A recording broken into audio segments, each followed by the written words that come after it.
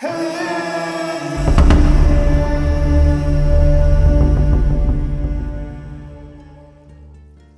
dream that came to life.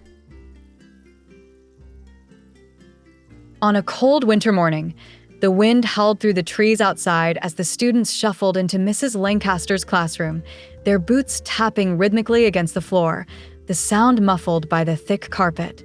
It was the beginning of a new semester at the small village school, tucked away in the corner of a forgotten town. Mrs. Lancaster, a woman of middle age with glasses perched precariously on the end of her nose, was already at the front of the classroom, waiting for the students to settle in. Her eyes sparkled with an unusual warmth, a welcoming glow, as she greeted each child with a smile, though she kept her thoughts to herself. She had always been a teacher who believed in the power of dreams, in the way they shaped the lives of her students. And on this particular day, she was eager to hear what they all desired, what their hearts longed for, what they believed in. She was certain that there was more to these dreams than just the simple words that came out of their mouths. She had always sensed that something magical, something far beyond the realm of reality, lingered within each child, and she was determined to bring it out. "All right, class," Mrs. Lancaster said with a soft smile, her voice calm but filled with the weight of her years of experience. "Today, we're going to talk about your dreams. I want each of you to tell me about something you've always wanted, something that drives you, something that inspires you. No dream is too big or too small." The students exchanged glances, each one unsure of where to begin. For some, it was easy. Sarah, the bright-eyed girl who loved painting, spoke first. "I want to be a famous artist," she said, her voice filled with confidence. "I want to paint all over the world, to have my artwork in galleries from Paris to New York." Mrs. Lancaster nodded approvingly, encouraging her with a kind smile. "That's a wonderful dream, Sarah. Keep that passion alive." Next, it was Michael's turn. He adjusted his glasses and spoke hesitantly, as if weighing every word before letting it slip into the world. "I want to become a scientist," he said. "I want to discover something that no one has ever discovered before. Something that changes the world." "Another noble dream," Mrs. Lancaster remarked with a knowing nod. "You have the mind for it, Michael. Your curiosity will take you far." And so the rest of the class shared their dreams. Emily wanted to be a writer, David longed to be a professional football player, and even shy little Olivia spoke up, revealing her wish to become a veterinarian. But as the discussion went on, Mrs. Lancaster couldn't help but notice that one student had remained silent.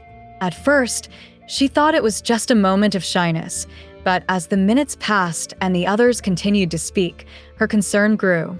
It was Jeremy, a quiet boy with tousled brown hair and eyes that always seemed to be lost in distant thoughts. He rarely spoke in class, and when he did, it was usually only when called upon. But today, he had remained still, his hands clenched tightly in his lap, his gaze fixed on the floor. Mrs. Lancaster's heart softened as she approached him. She knelt down beside his desk and placed a gentle hand on his shoulder. "Jeremy," she said softly, "what about you? What's your dream?" Jeremy looked up at her with wide, searching eyes, as if the question itself had taken him by surprise. For a long moment, he said nothing. Then, in a voice barely above a whisper, he spoke. I want to have a friend." The simplicity of his words hung in the air, and for a moment, the room fell silent. Mrs. Lancaster felt a lump form in her throat, her heart aching for the boy who had never known the warmth of true friendship.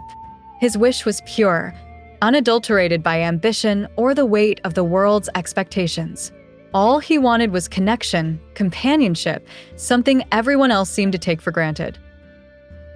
"Jeremy," she said, her voice full of empathy, "that's a beautiful dream. And you deserve to have a friend, someone who sees you for who you truly are." The room was still, but there was something stirring beneath the surface, an invisible current pulling at the hearts of the children around him. Mrs. Lancaster stood up, her thoughts spinning. She couldn't let this moment pass without action. She needed to do something to make sure Jeremy's dream didn't remain a quiet, forgotten wish. It was too important, too real. The next day, Mrs. Lancaster walked into the classroom with a plan. She had come up with an activity that she hoped would bring the students closer together, something that would allow Jeremy to break through the walls that kept him isolated. She stood at the front of the class, a mysterious smile on her face, as the students sat down, unaware of what was coming. "Today," Mrs. Lancaster began, "we are going to do something different. You're going to pair up with someone you don't usually talk to. I want you to find out something about them that no one else knows. We are going to create a bond, a connection that's deeper than anything you've experienced before." The students exchanged puzzled glances, but followed her instructions. They began to move around the room, forming new pairs. Jeremy, however, sat quietly at his desk, unsure of who to approach. His gaze shifted nervously from one student to another, each one already engaged in conversation with their partner.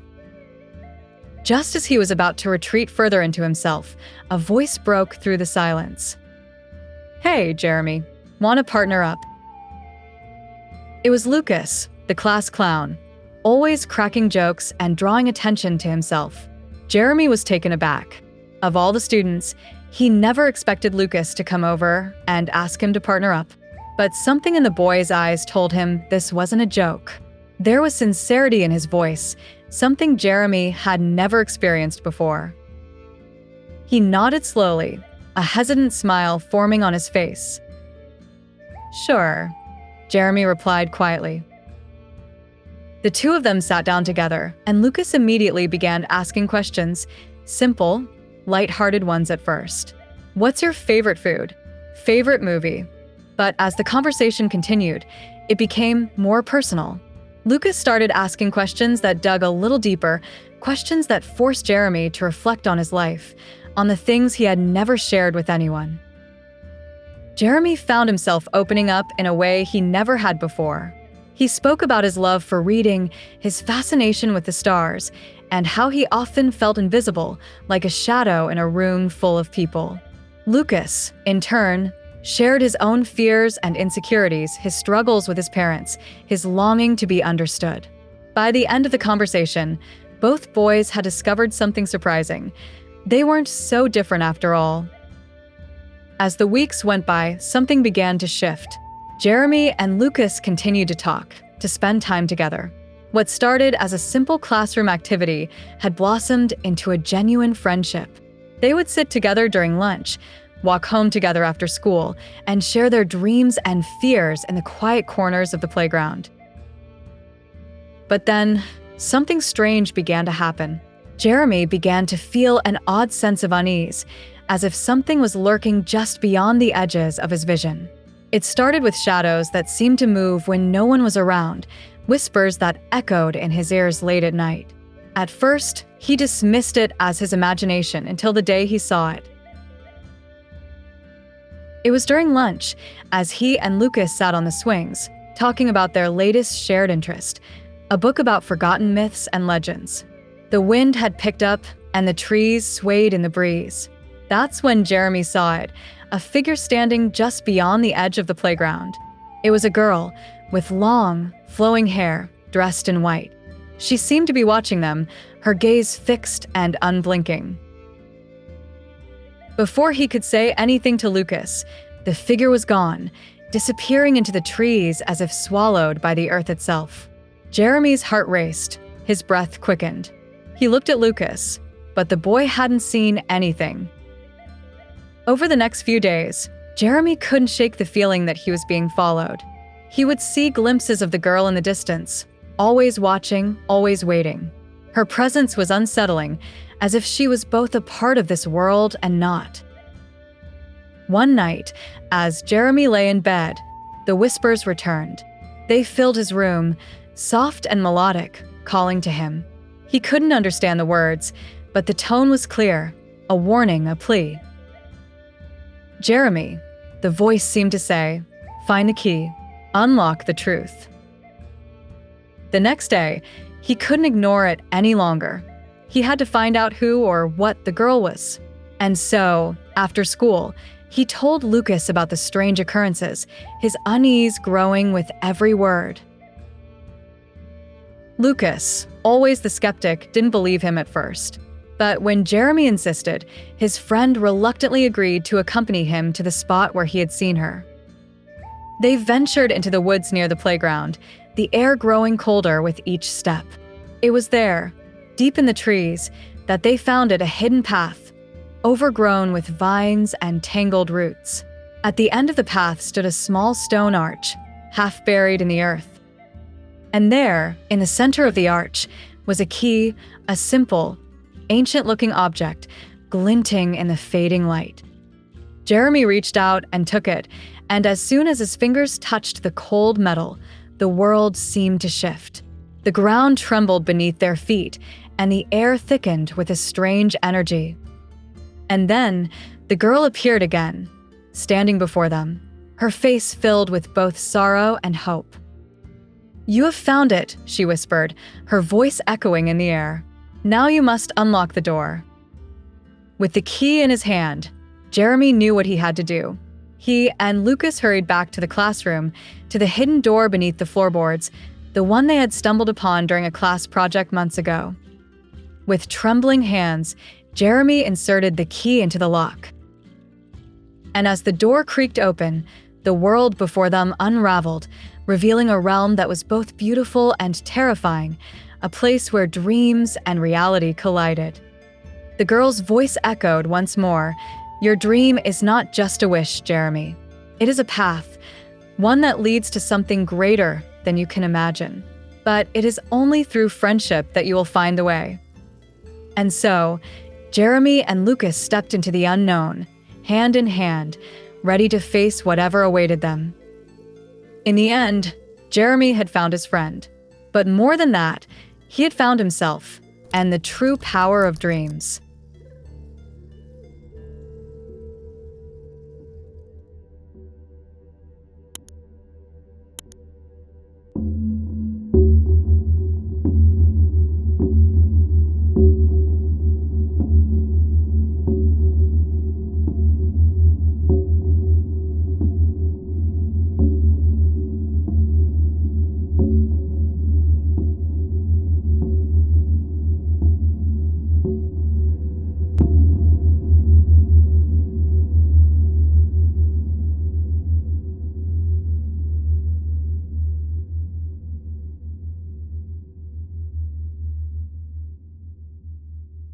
Whispering echoes.